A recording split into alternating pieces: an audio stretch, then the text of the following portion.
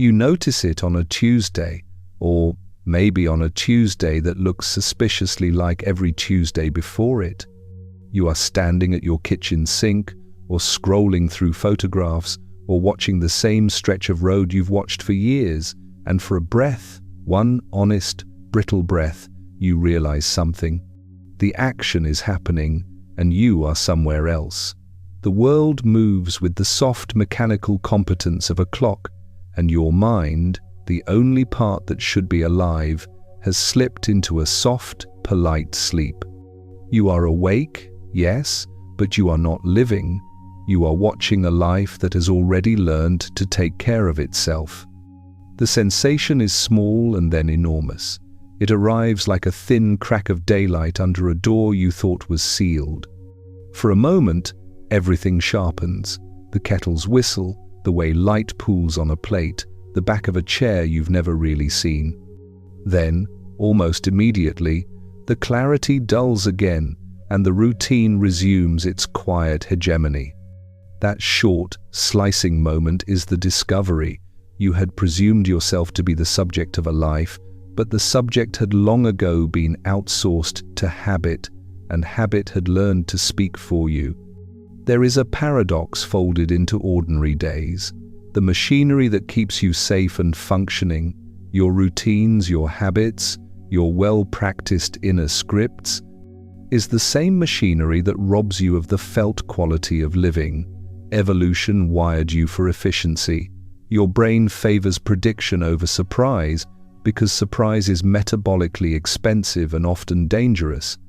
The brain's predictive architecture, a thing scientists call predictive processing or predictive coding, constructs a model of the world and then short-circuits what it can predict. The net result is astonishingly practical. You don't spend your thoughts on tying shoelaces every time you move a foot. The tragic result is equally astonishing. You stop noticing your life. This is not merely a metaphor. Neuroscience now describes how the brain attenuates sensation when it anticipates it. Hedonic adaptation explains why the pleasures and pains that once stunned us become wallpaper. Dopamine, which once fired in quick, lavish bursts at novel rewards, settles into a temperate economy once rewards are normalized. The default mode network, the brain's background chatter that produces self-narrative and rehearsal, becomes efficient at rehearsing the same loops. Over time, the life you inhabit becomes a set of solved problems and rehearsed responses, and the experience of being alive is demoted to the status of background music. We tell ourselves that this is a small price to pay. After all, being on autopilot means being productive, being reliable, being safe. There is truth in that. But there is also this other, quieter truth. If the self is continuously maintained by the suppression of novelty, then the very substrate of meaning, surprise, desire, novelty, risk, grows rare. A life of repeated solutions is a life that shrinks the space in which awe can occur. And if awe is one of the signals that we are truly alive, then routine is the slow murder weapon of our sentiment. Philosophers have long noticed the gap between being alive biologically and feeling alive subjectively. Camus wrote about the erosion of wonder into habit and the way we can drift toward a life whose joys are second-hand. Schopenhauer named the endless cycle of wanting as the engine of suffering. Nagel pointed out the mismatch between our need to feel significant and an indifferent cosmos. But those claims are not merely poetic, they map onto measurable brain processes. The more the brain predicts and the less it must correct, the less surprising the world becomes, and the less the world lights up for you. There are friends who call this condition existential numbness. It is not clinical depression in its full diagnostic sense, although it can be a neighbor of depression, but it is the softer, more pervasive thing that arrives when the days flatten into one continuous gray. Morning no longer arrives with a sharp intake of possibility. It slides in like a pre-programmed message. Even your passions, when they survive, become manageable projects. The hobbies that once felt like doorways become tidy rooms. Love may remain, but the particular, raw vulnerability that makes love an ordeal and a miracle can calcify into routine affection. You could say that culture trains this. The modern world prizes optimization. Time is the resource to be carved up.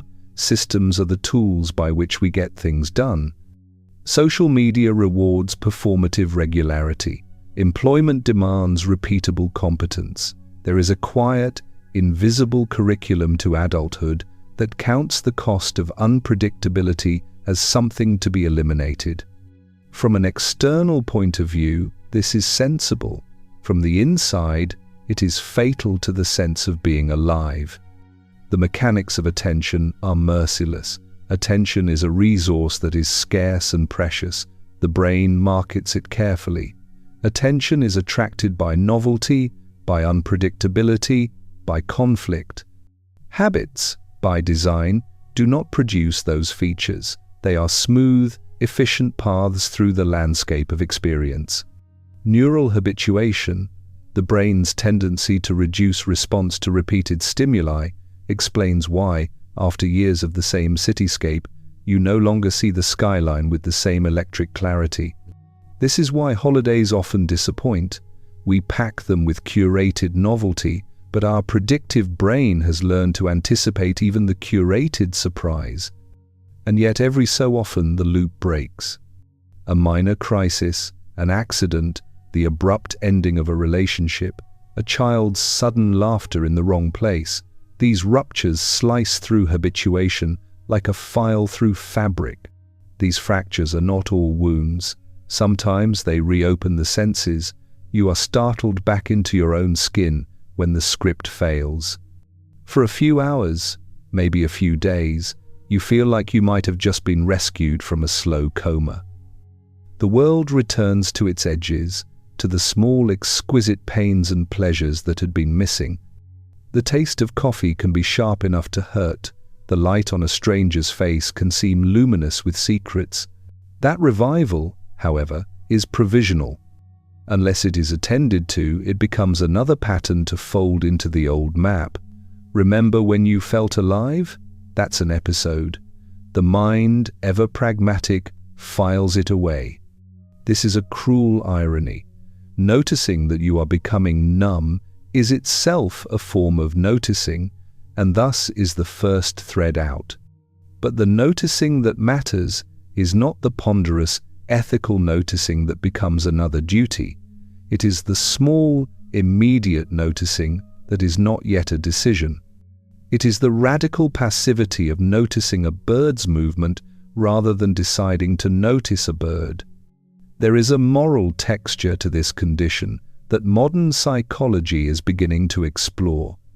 Mindfulness practices, for example, try to reverse habituation by reintroducing novelty into the present. They insist that the ordinary can be extraordinary if attended to. Cognitive therapies teach strategies to break ruminative loops, but the uneasy truth is that many of our institutions and incentives run counter to these practices. The systems designed to secure us tend to reward the predictability that deadens us. More unsettling still is the way identity itself can ossify. The false self is a construct that we MacGyver out of roles, obligations, and the expectations of others. Roles are useful. The parent, the worker, and the friend are all necessary stations.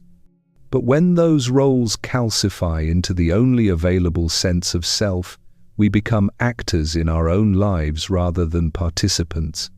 The child you used to be, the person who loved without calculation, recedes in the background like an old home movie.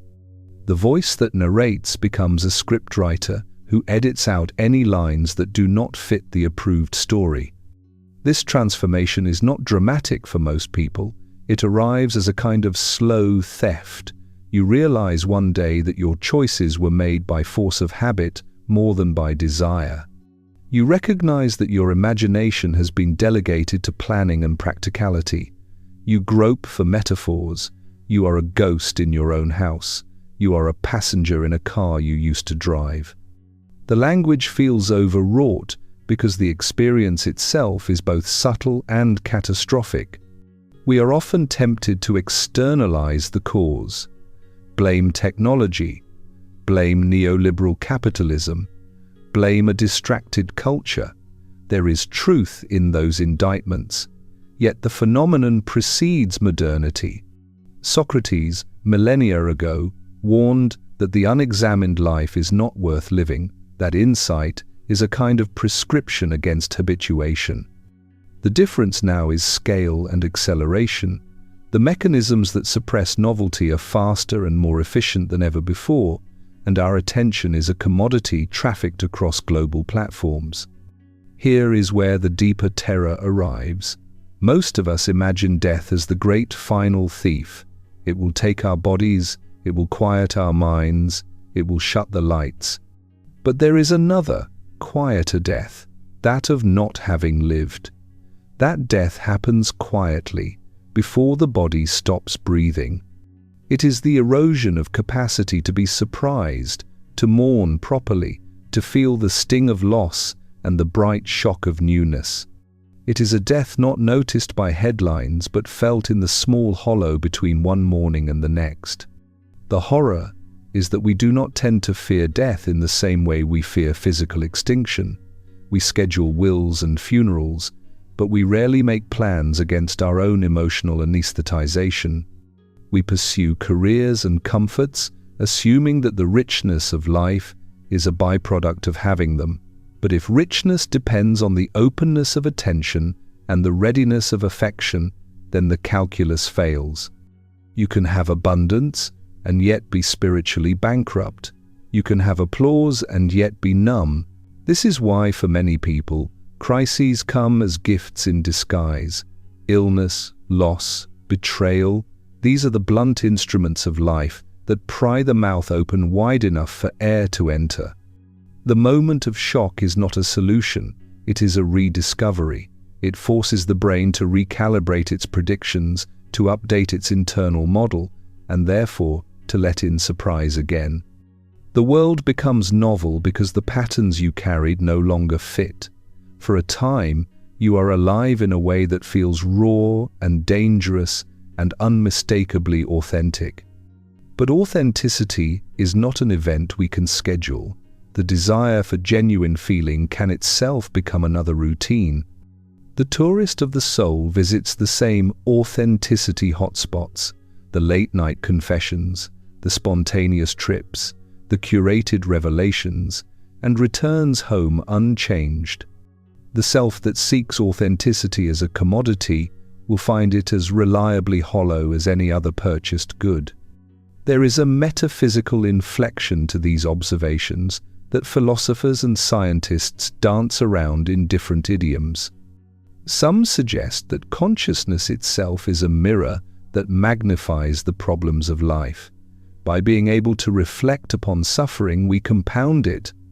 Others insist that consciousness is the necessary condition of meaning, and without it, nothing matters. Both claims contain truths.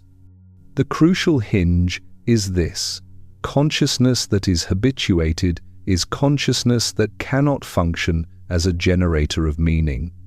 Meaning demands surprise. Surprise demands attention. Attention is the scarce currency we have allowed to be spent on everything but itself. Practically, what does this mean for a life? There are small interventions that matter. Slow down. Learn to do one thing badly and without planning. Practice being bored and noticing the boredom as a texture rather than a failing. Replace efficiency with slowness as an experiment. Try not to turn every small pleasure into a checklist item. Let the immediate, uncurated world in. Cultivate rituals that resist optimization, not as protest but as training wheels for attention. Teach your senses to return to the present by making them the focus rather than the mind's commentary. Yet the arms of habit are long and patient. It is hard to undo what evolution and culture conspire to make efficient.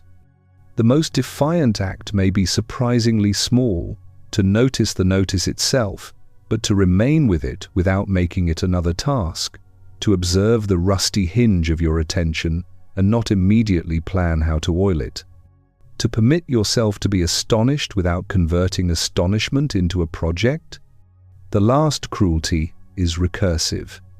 Once you begin to name and investigate the slow death of aliveness, you are likely to experience a second-order suffering, anxiety about the fact that you are anxious about being anesthetized. You may find yourself cataloging missed chances and rehearsing how to avoid them like a program. The mind loves a problem and loves to solve it. It will make even regret into another thing to manage. This meta layer is a trap. The attempt to optimize being alive can become another form of optimization that deadens you all over again. Perhaps the only honest response is to embrace the paradox that the capacity to notice our living is itself fragile and must be handled gently, that the very technologies, institutions, and habits that free us in one register entrap us in another. That choice and surrender live on the same continuum. To be alive may require both planning and reckless abandonment, both discipline and surrender. So the question returns to that moment you first had, at the sink, on the street, in a photograph, when the cheap light of habit dimmed and you caught, for a second, a glimpse of your own absence. What do you do with that glimpse? You can turn it into a project and resolve a list of self-improvement tasks. You can let it hover like a melancholy ornament and then tuck it away. Or you can do something more dangerous and more rare. You can wait with it. You can let the small, honest noticing remain unprocessed long enough for it to change the shape of your attention. There is no neat arithmetic here, no formula that guarantees resurrection from the fog. But there is evidence, not scientific in the laboratory sense, but human and stubborn, that the repeated practice of noticing accumulates. Tiny recoveries compound into a life that registers itself more often. The taste of bread, the angle of light on a table, the way a friend's silence sounds, these are the small data points of aliveness. If you begin collecting them, you may not return to some imagined pristine youth of constant wonder, but you may learn to live in a mode that is awake enough to feel what matters. In the end, the tragedy is simple and almost unbearably modest. We are given a limited span of attention and a world full of possibility, and we too often spend the attention on everything except the world. To realize you were never truly alive is not a condemnation so much as an invitation. It says, look again, not because you must fix something, but because noticing is the closest we have to a kind of resurrection. So when the next Tuesday that looks like all the other Tuesdays arrives, and you feel that quiet, thin crack of daylight under the door of your attention, do not immediately turn it into a plan. Stand in the doorway. Breathe the new air for a little longer than is comfortable. Let the small moment of being seen by yourself be enough. It may be the only revolt you need. And if consciousness is both a miracle and a burden, then noticing that burden without turning it into yet another burden is perhaps the most humane act we can perform. A little resistance against the slow, patient death of routine, a tiny insistence that being alive is more than a sequence of scheduled motions.